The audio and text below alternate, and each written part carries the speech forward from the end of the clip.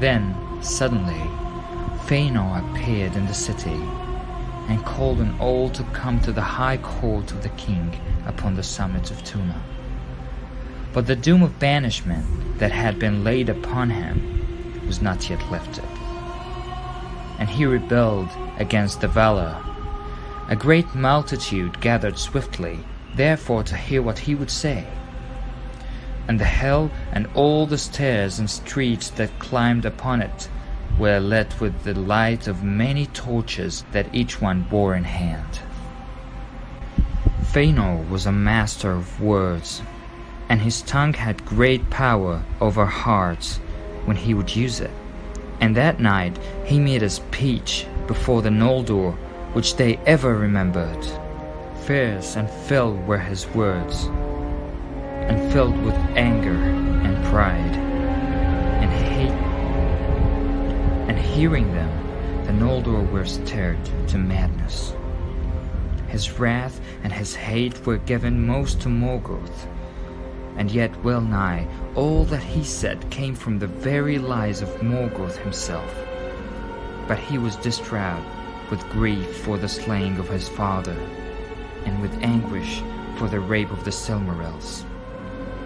He claimed now the kingship of all the Noldor, since Finwë was dead, and he scorned the decrees of the Valar.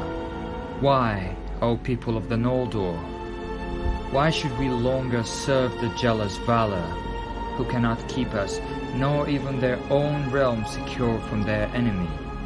And though he be now their foe, are not they and he of one kin?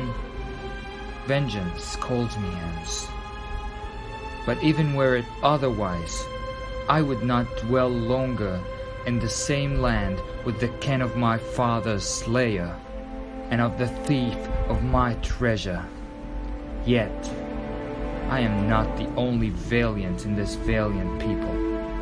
And have you not all lost your king?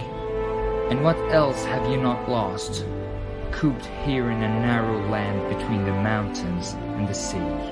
Here once was light, that the Valar begrudged to Middle-earth, but now dark levels all. Shall we mourn here deathless forever, a shadow folk, mist hunting, dropping vain tears in the thankless sea?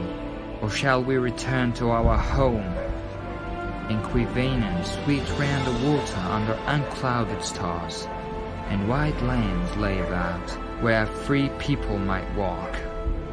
There they lie still and await us who in our folly forsook them.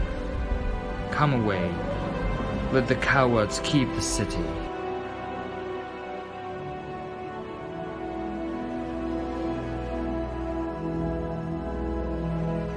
Long he spoke, and ever he urged the Noldor to follow him, and by their own brows to win freedom and great realms in the lands of the east, before it was too late. For he echoed the lies of Melkor, that the Valar had cozened them, and would hold them captive, so that the men might rule in Middle-earth. Many of the elder heard then for the first time of the aftercomers. Fair shall the end be, he cried, though long and hard shall be the road. Say farewell to bondage, but say farewell also to ease. Say farewell to the weak, say farewell to your treasures. More still shall we make. Journey light, but bring with you your swords, for you will go further than Orome, endure longer than Tolkas. We will never turn back from pursuit, after Morgoth to the ends of the earth. War shall he have, and hatred undying. But when we have conquered and have regained the Silmarils, then we, and we alone, shall be lords of the unsullied light, and masters of the bliss and beauty of Ardor. No other race shall oust us. Then Fëanor swore a terrible oath. His 7 sons leapt straightway to his side, and took the self-same vow together. and red as blood shone their drawn swords in the glare of the torches.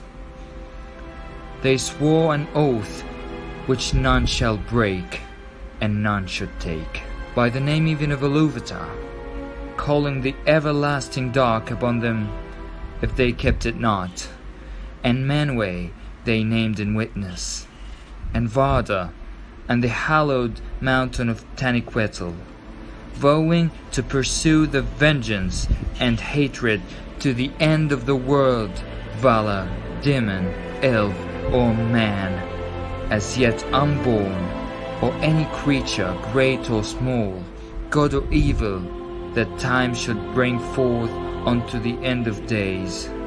Whoso should hold or take or keep a Silmaril from their possession. Thus spoke Medorus, and Maglor, and Celegor, Curufin, and Caranthir, Amrod, and Amras, princes of the Noldor. And many quailed to hear the dread words, for so sworn, good or evil, an oath may not be broken. And it shall pursue oath-keeper and oath-breaker to the world's end.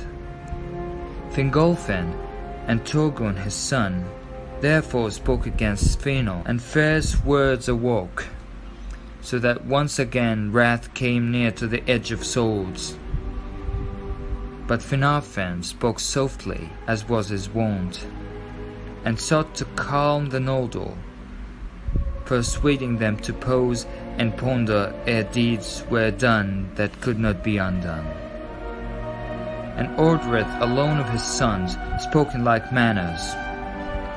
Finrod was with Turgon his friend, but Galadriel, the only woman of the Noldor to stand that day tall and valiant among the contending princes, was eager to be gone. No oaths she swore, but the words of Fëanor concerning Middle-earth had kindled in her heart. For she yearned to see the wide unguarded lands, and to rule there a realm at her own will. Of like mind with Galadriel was Fingon, Fingolfin's son, being moved also by Fëanor's words, though he loved him little. And with Fingon stood as they ever did Angrod and Ignor, sons of Finarfin. But these held their peace and spoke not against their fathers.